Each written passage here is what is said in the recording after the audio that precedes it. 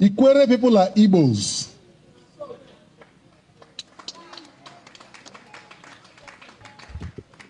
We are not from Benin.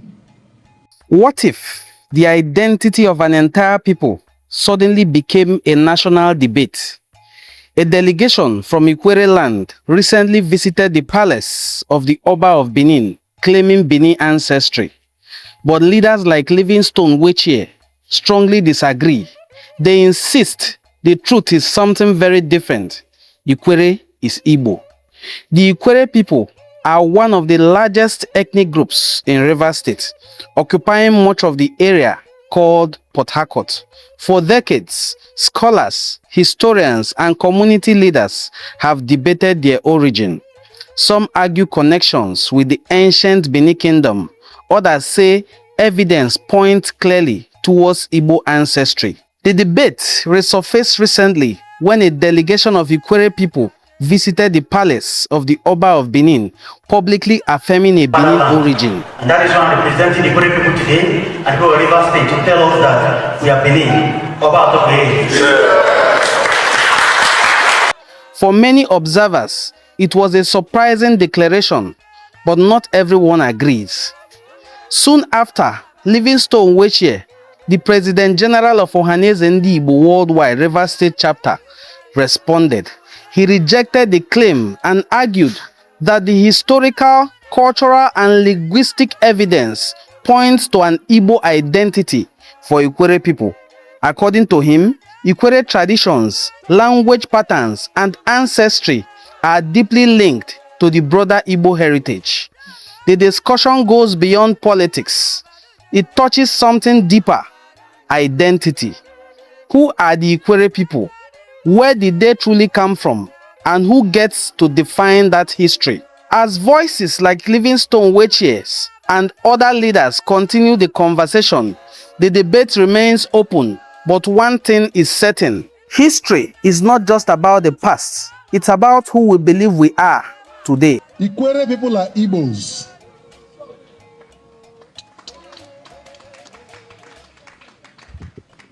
We are not from Benin. Even the late Oba of Benin wrote a book titled, "I Remain, Sir, Your Obedient Servant." On page 19, he said he worked in the other district and he came across the Ikwerres and the Ches, who are typical Igbos.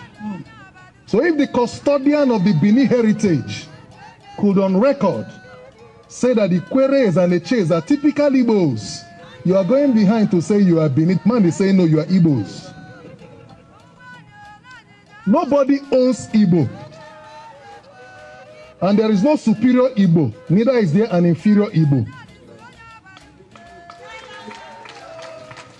Igbo has different language dialects. Ikwerre is one of them. As a matter of fact, Ikwerre is about the biggest. If you draw the census, Ikwerre is the biggest language group in the entire Igbo land. One of our progenitors, late Senator Dr. Obiwale, whose son is here today, became minority leader of the Nigerian Senate. That was an Igbo slot, and it was given to him by his Igbo brothers.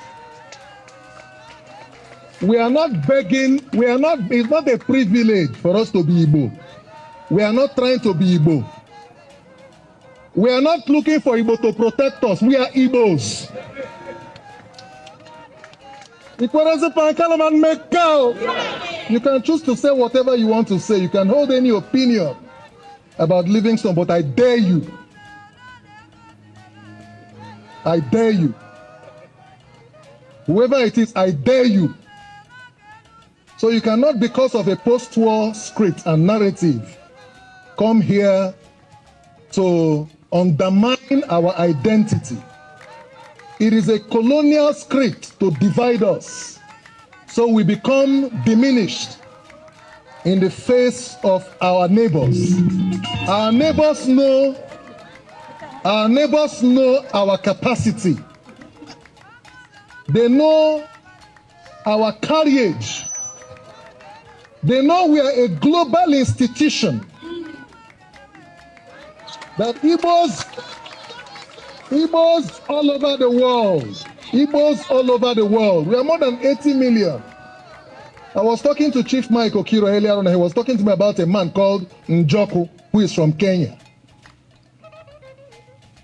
And he mentioned to me a particular Theophilus Okiro, who was one-time minister in the government of Kenya. Am I correct, sir? People have said, he's an Imo State man, and I asked, when he joined the police, did he join because he wanted to be IG and took reverse slots? At the time he was IG, we prided in this state that our son is the Inspector General of Police. And you're coming to say he's 75 and going. This year is the 76th year on earth. What else? He has seen it all. We are not looking for endorsement. We are not looking for recommendation. We are not looking for acceptance. Africa survives on the strength of Ndigbo. Africa survives on the strength of Ndigbo. Every Ikwerre man you see is an Igbo man. You can choose to deny it. Some of us have been denied several political privileges in this state on account of our stance. They have called us names, you can't trust them. Livingston can't be trusted. You can't hold him, you can't control him. I'm not looking for anybody to control me or to trust me. Even Jesus Christ was not looking for reputation. But the fact is, I tell you to your face, that's why I say, I dare you. So as we go home, remember that the more than 80 million Igbos around the world are looking up to this arrangement here today for leadership. We are in Cuba. I went through the slave trade manifest and I realized that Calabar was the largest slave port in Africa. And the largest slaves that were exported from Africa to the rest of the world are Ndigbo. And we make up majority of most of the black nations, both in Northern America and other African little states, including Fiji and Haiti and the rest of them, Brazil. And we have very prominent sons. Bishop T.D. Jakes has traced his DNA up to Imo State. Oprah Winfrey, Buju Banton, Rihanna, you can even Bob Marley. We are not trying to claim it. It's not something we are not looking for an identity post. We are saying what it is. We are just like the Jews. Dele Farotimi says Igbos are the only ethnic group in Nigeria that can survive very well without the support of government. If we want to govern Nigeria, it's in our hands. But Igbos have to know what they are made of. You must know your onions. When you say Oha, Oyara, Nwanneya, can we do that in reality? Can Igbos in Rivers State, this idea of domination, Igbo doesn't own Ikwerre. Ikwerre is part of Igbo. So you don't come from Anambra and say, so when you come here, you respect your Ikwerre brother and his tradition. When I go to Unri, I respect my Unri brother and his tradition. That's the way it plays. You don't come here and begin to exert any form of dominion or control. No, we are one.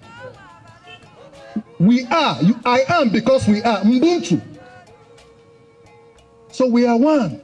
When I see my Anambra brother, I am proud that Anambra has the highest number of billionaires in Nigeria. I am proud. When I go to Imo State, I am proud. When I go to Ebonyi, I am proud. When you come to Rivers State, respect your brothers from Ahoda, from Onelga, Oba Mandoni, from Ikwerre, from Eche, from Omoma, from Oyibo, including those who have spilled into Eleme, Okrika, and Kalabari, including some parts of Bayelsa.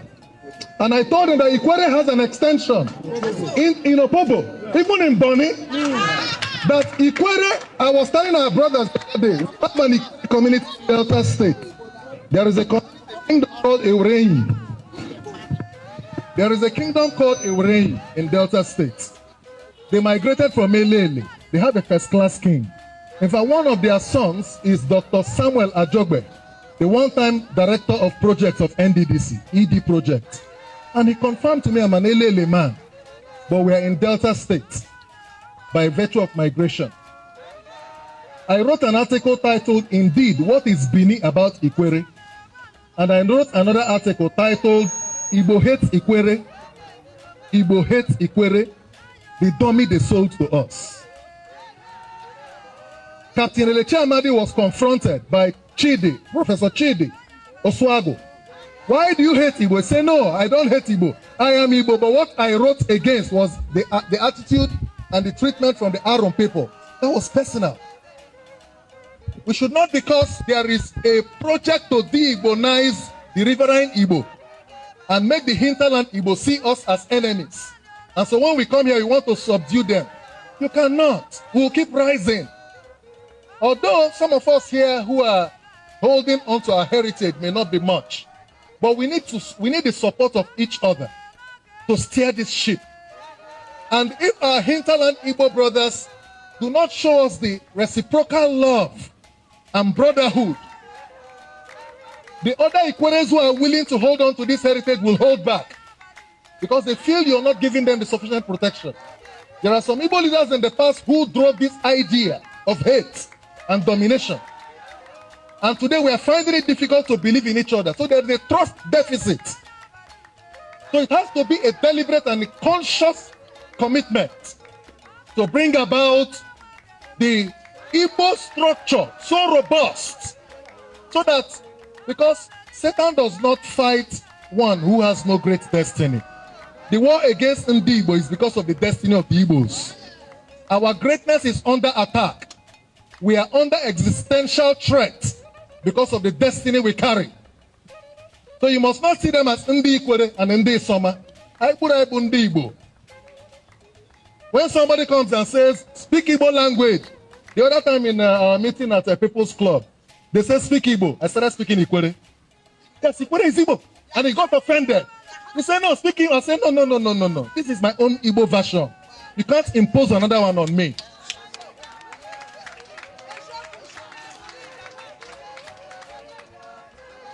The time for peace and unity is now. So I want you to know that we are here because, not because we are looking for people to cling on to. We're here because God says we should be here. We did not choose to be here. God brought us here. We have our brothers all over the world. And I want to use this opportunity to call on all our brothers who are aspiring for this same office. Can we come to the round table? Our brother Tim Uche, Chief Fineface Amechi, Jackson Omenazo, and the other unknown, yet unknown persons. Let's all come on board. Every move to divide us is part of the strategy to destroy us. Let's not give room for it. It's not about Mike Okiro. It's not about me. You can choose to be anything under the 1999 Constitution, so-called. You can, by virtue of the right to freedom of association, choose to create any group. But you know, the more we create too many Igbo groups, the more we are not unified to fight our battles properly. There are too many. Everybody in Igbo land is a king. Everybody is king. It's killing us. It's killing us. Everybody is this.